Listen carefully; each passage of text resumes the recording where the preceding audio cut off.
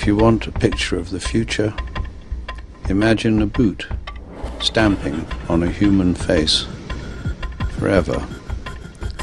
The moral to be drawn from this dangerous nightmare situation is a simple one. Don't let it happen. It depends on you.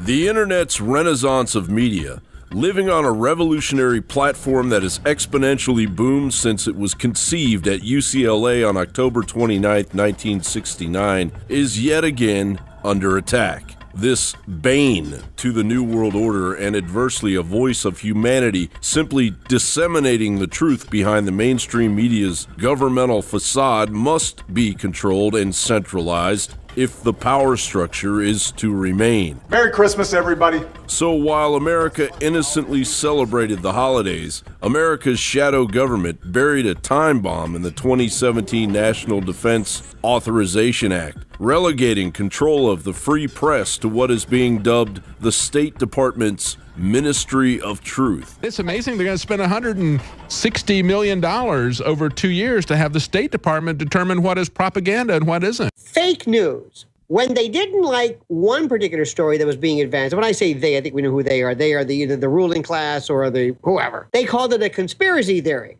Okay, that wore thin because those things kept turning out to be true. So they said, we need something new, some Orwellian, dystopian, vocabulary, some argot, what can we use? Fake news.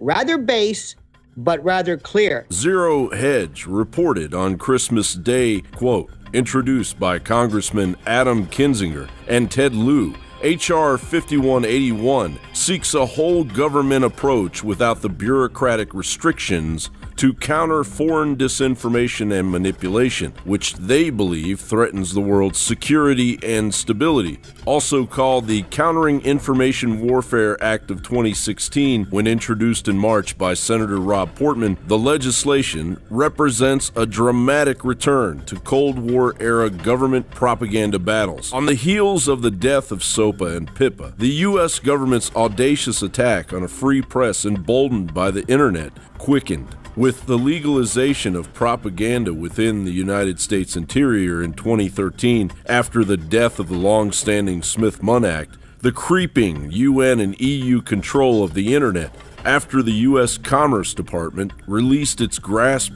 to ICANN on October 1st of 2016, the rollout of the fake news narrative and its impending censorship by the bullying anti-First Amendment purveyors of news commandeering sites like Facebook, and now the final nail in the coffin after the 2017 NDAA was signed into law on December 23rd. The Ministry of Truth framework is in place, and the game is now completely rigged. In the words of selfless wonderkind Aaron Swartz, information is power, but like all power, there are those who want to keep it for themselves. And as if answering Swartz from across the expanse of time and space, Founding Father Thomas Jefferson prophetically said, "The basis of our governments being the opinion of the people, the very first object should be to keep that right. And were it left to me to decide whether we should have a government without newspapers or newspapers without a government, I should not hesitate a moment to prefer the latter. But I should mean that every man should receive those papers and be capable of reading them." The question, how does one man assert power over another? Making him suffer. Exactly.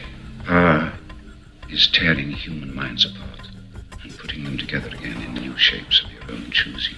John Bound for Infowars.com.